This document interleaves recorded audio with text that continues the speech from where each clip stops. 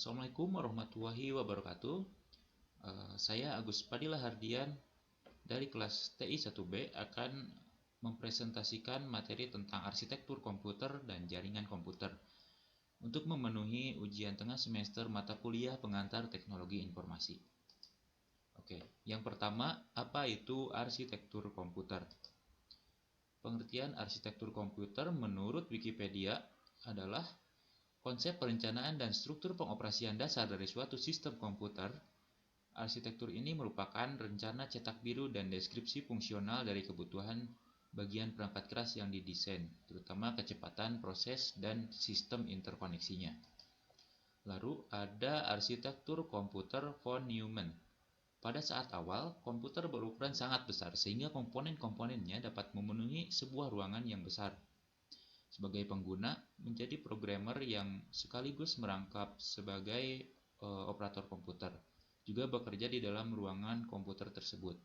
Walaupun berukuran besar, sistem tersebut dikategorikan sebagai komputer pribadi. Nah, siapa saja yang ingin melakukan komputasi harus memesan atau antri untuk mendapatkan alokasi waktu selama 30-120 menit. Jika ingin melakukan kompilasi Fortran, maka pengguna pertama kali akan meload kompilator Fortran yang diikuti dengan load program dan data. Hasil yang diperoleh biasanya berbentuk cetakan atau printout. Lalu ada komponen-komponen arsitektur komputer. Nah, arsitektur perangkat keras komputer tradisional terdiri dari 4 komponen utama, yaitu pertama, prosesor, kedua, memori penyimpanan, ketiga, masukan, dan keempat, keluaran atau output. Lalu selanjutnya ada yang pertama, prosesor atau CPU, Central Processing Unit. Nah, secara umum sistem komputer terdiri atas CPU dan sejumlah device controller yang terhubung melalui sebuah bus yang menyediakan akses ke memori. Umumnya, setiap device controller bertanggung jawab atas sebuah hardware spesifik. Setiap device dan CPU dapat beroperasi secara bersama untuk mendapatkan akses ke memori. Adanya beberapa hardware ini dapat menyebabkan masalah sinkronasi. Karena itu, untuk mencegahnya, sebuah memory controller ditambahkan untuk sinkronasi memorinya. Nah, kedua ada memori penyimpanan. Penyimpanan komputer dibagi menjadi dua, yaitu memori utama dan memori sekunder. Memori utama merupakan satu-satunya tempat penyimpanan yang dapat diakses secara langsung oleh prosesor. Terdiri dari register, cache memory, RAM, dan memori ekstensi. Merupakan perluasan dari memori utama dan dapat menyimpan data secara permanen. Itu untuk memori sekunder. Contohnya adalah hard disk dan solid state disk. Lalu selanjutnya yang ketiga dan keempat ada input dan output. Nah, untuk input merupakan perangkat untuk mengontrol atau memberi masukan data. Contohnya seperti mouse, keyboard, maupun perangkat input lainnya. Nah, lalu ada output atau keluaran merupakan perangkat antarmuka interface yang mengeluarkan data-data dalam komputer, baik berupa visual, audio, maupun audio visual. Nah, selanjutnya ada sistem operasi. Dilansir dari Wikipedia, sistem operasi dalam bahasa Inggrisnya operating system disingkat OS adalah perangkat lunak sistem yang mengatur sumber daya dari perangkat keras dan perangkat lunak, serta sebagai daemon untuk program komputer. Tanpa sistem operasi, pengguna tidak dapat menjalankan program aplikasi pada komputer mereka, kecuali program booting. Lalu selanjutnya ada tujuan sistem operasi, yaitu sebagai berikut. 1. Sebagai antarmuka antara user dengan hardware. 2. Pemakaian bersama hardware maupun data antar user. 3. Pengaturan penjadwalan atau pemakaian CPU input-output secara bergantian. Menunjukkan lingkungan di mana seseorang user dapat mengeksekusi program-programnya. Jadi tanpa sistem operasi, sebuah komputer itu tidak dapat dioperasikan seperti yang kita lakukan sekarang ini. Nah, lalu lanjut ke materi kedua, yaitu tentang jaringan komputer. Apa itu jaringan komputer? Dilansir dari Wikipedia, Jaringan komputer atau jaringan adalah jaringan telekomunikasi yang memungkinkan antar komputer untuk saling berkomunikasi dengan bertukar data. Lalu ada pengertian lain. Jaringan komputer merupakan suatu sistem yang terdiri dari komputer-komputer atau perangkat-perangkat jaringan lainnya yang terhubung satu sama lain, bekerja sama untuk mencapai keberlangsungannya suatu tujuan. Perangkat jaringan sangat penting untuk hubungan atau komunikasi antar komputer. Jadi singkatnya ini untuk menghubungkan antar komputer.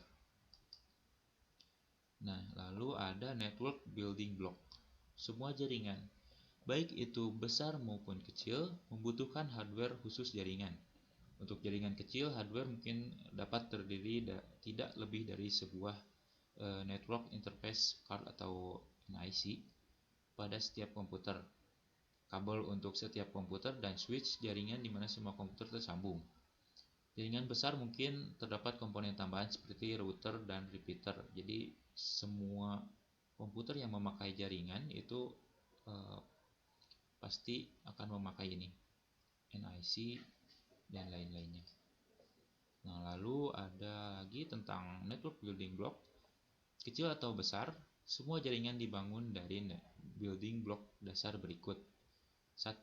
Ada komputer client atau komputer yang digunakan oleh end user untuk mengakses sumber daya yang ada di jaringan.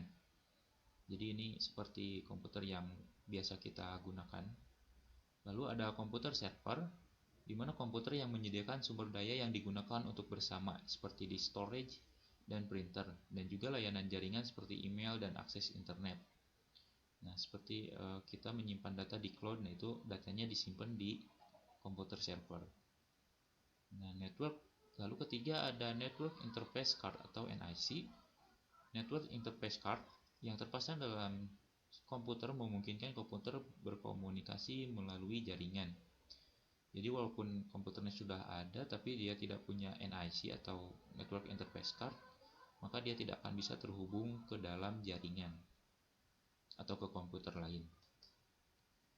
Nah, selanjutnya ada tujuan dan manfaat jaringan komputer. Dalam membangun suatu jaringan komputer tentunya memiliki tujuan dan manfaat yang sangat membantu bagi kita, yaitu pertama, sharing resource, yang artinya kita dapat membagi sumber daya yang ada, dalam arti kita dapat menggunakan secara bersama-sama seperti program, peralatan, atau periferal lainnya, sehingga dapat dimanfaatkan setiap orang yang ada pada jaringan komputer tanpa harus terpengaruh oleh lokasi. Jadi sharing resource ini untuk berbagi. Dan selanjutnya ada media komunikasi. Dapat memungkinkan terjadinya komunikasi antara pengguna jaringan, baik itu teleconference, instant messaging atau chatting, mengirim surat elektronik atau email, maupun mengirim informasi penting lainnya. Ini seperti yang sehari-hari kita lakukan. Lalu ada integrasi data. Ini dapat mencegah ketergantungan pada komputer pusat. Setiap proses data tidak harus dilakukan pada satu komputer saja, melainkan dapat didistribusikan ke tempat lainnya, atau dengan kata lain dapat dikerjakan oleh komputer-komputer lain yang ada dalam jaringan. Jadi di integrasi data ini, jika satu komputer datanya hilang, maka di komputer lain masih ada, itu jadi semacam backupnya. Nah, lalu ada tujuan dan manfaat jaringan komputer yang lainnya. Yang keempat, untuk keamanan data, yaitu sistem jaringan komputer dapat memberikan perlindungan terhadap data melalui pengaturan hak akses pengguna dengan password, serta teknik perlindungan yang lainnya.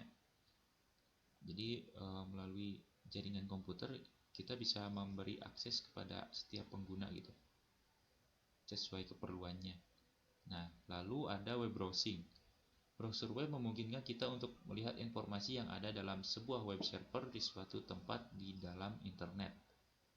Ini mungkin yang sering kita lakukan sehari-hari, yaitu browsing atau googling. Nah, ini juga salah satu tujuan dan manfaat dari sebuah jaringan komputer. Lalu ada yang terakhir, pengembangan dan pemeliharaan menjadi lebih mudah dan hemat biaya. Misalnya pada perusahaan yang dapat menghemat peralatan yang harus digunakan.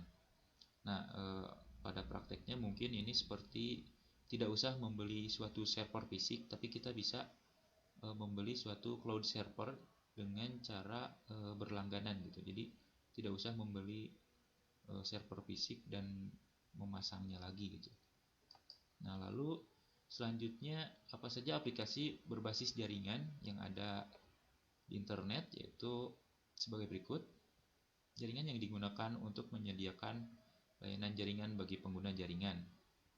Aplikasi jaringan yang tersedia pada umumnya yaitu file service, print service, web service, email, file transfer service. Nah, untuk yang pertama, file service. Komputer di mana file tersimpan disebut file server. Komputer lain yang mengakses disebut klien. Dan yang dapat dilakukan adalah membaca dan menulis pada file-file tersebut tanpa perlu membuat salinan lokal file pada disk drive klien. Layanan ini biasanya transparan bagi end user, seperti mudahnya seperti Google Drive gitu. Nah, lalu selanjutnya print service. Printer yang dikoneksikan ke sebuah komputer disebut print server. Komputer klien dapat mengirim file ke print server yang selanjutnya mencetak file pada printer. Server ini biasanya transparan juga bagi user. Lalu ketiga ada web service. Server menyediakan berbagai informasi termasuk teks, grafik, animasi, gambar, video, dan audio. End user menggunakan browser web untuk meminta informasi dari server. Server mengembalikan informasi yang ditampilkan oleh browser web. Ini seperti website-website yang ada pada internet. Jadi web service ini juga merupakan salah satu aplikasi berbasis jaringan. Email. End user membuat email dengan menggunakan program email client dan mengirim email ke orang tertentu. Email server membantu proses pengiriman emailnya. Nah, lalu selanjutnya yang kelima ada file transfer service. Nah, di sini contohnya kita bisa mengirimkan suatu file dari perangkat kita ke perangkat lain. Itu juga merupakan salah satu bentuk aplikasi berbasis jaringan. Lalu selanjutnya ada klasifikasi jaringan komputer berdasarkan area. Jaringan komputer dapat diklasifikasikan berdasarkan besarnya area jaringan tersebut, yaitu LAN, MAN, dan WAN. Nah, yang pertama ada LAN atau Local Area Networking. Local Area Networking adalah jaringan milik pribadi dalam satu lokasi, biasanya pada suatu lantai di sebuah gedung, kampus, atau semua komputer dalam suatu perusahaan. Besarnya cakupan area jaringan LAN ini mencapai beberapa kilometer. Lalu yang kedua ada MAN atau Metropolitan Area Networking. Metropolitan Area Networking pada dasarnya merupakan versi yang lebih besar dari LAN dan umumnya menggunakan teknologi yang sama. Nah, lalu dan cakupannya mungkin berupa sekelompok kantor cabang yang letaknya berdekatan. Nah, lalu yang ketiga ada WAN atau Wide Area Networking. Wide Area Networking menjangkau area geografis yang besar, biasanya lintas negara atau benua. Nah, lalu selanjutnya ada jaringan komputer berdasarkan peran atau fungsinya. Berdasarkan perannya, maka ada 3 jenis jaringan komputer, yaitu client server, kadang disebut juga server base, peer-to-peer, dan hybrid network. Pertama, client server, yaitu jaringan komputer di mana dalam jaringan tersebut terdapat satu komputer yang didedikasikan khusus sebagai server. Server tersebut mempunyai tanggung jawab untuk memberikan servis atau layanan yang diberikan ke komputer lainnya. Lalu yang kedua ada peer-to-peer. Merupakan jaringan komputer di mana setiap komputer dapat menjadi server dan juga dapat menjadi klien secara bersamaan. Lalu yang ketiga ada hybrid network. Kebanyakan jaringan sebenarnya merupakan jaringan hybrid network. Hybrid network adalah jaringan berbasis client server di mana dalam jaringan tersebut selain server menyediakan kebanyakan sumber daya yang dibutuhkan oleh user, tetapi user juga masih dapat mengakses sumber-sumber yang disediakan oleh user lain atau peer-to-peer dalam suatu workgroup. Lalu selanjutnya ada topologi jaringan. Berdasarkan topologi jaringan, jaringan komputer dapat dibedakan atas 6 bagian, yaitu yang pertama ada topologi bus. Sesuai dengan namanya, ini cara kerjanya seperti bus stop. Itu datanya akan mengalir dari ujung sampai ujung dan melewati beberapa komputer ini. Nah, lalu selanjutnya ada topologi bintang. Di sini ada satu server atau hub yang bisa menghubungkan semua komputernya gitu. Nah, lalu topologi cincin, di mana bentuknya melingkar, berarti dia itu terhubung dan tidak ada ujungnya gitu. Jadi misalkan dari komputer 1 ke 2, ke 3, ke 4 dan balik lagi ke komputer ke 1 gitu untuk jaringannya. Lalu selanjutnya ada topologi mesh atau acak. Di topologi ini terlihat semua user atau perangkat itu berhubungan gitu. Jadi tidak ada server yang baku, tapi semuanya bisa jadi klien, bisa jadi server juga. Nah, selanjutnya ada topologi pohon atau hierarkis, yang mana ada titik puncaknya itu core layer di sini. Jadi ada server teratas, lalu didistribusikan ke bawah. Nah, di bawah lalu didistribusikan lagi ke hub dan didistribusikan lagi ke klien-klien yang ada di bawahnya. Nah, lalu yang terakhir ada topologi linear, yaitu topologi yang lurus dari ujung ke ujung. Nah, dia itu datanya melintasi setiap urutan dari klien ini. Oke, terima kasih atas perhatiannya. Mohon maaf apabila ada salah kata dan terima kasih atas perhatiannya. Mohon maaf apabila ada salah kata. Wabillahi taufiq wal hidayah. Wassalamualaikum warahmatullahi wabarakatuh.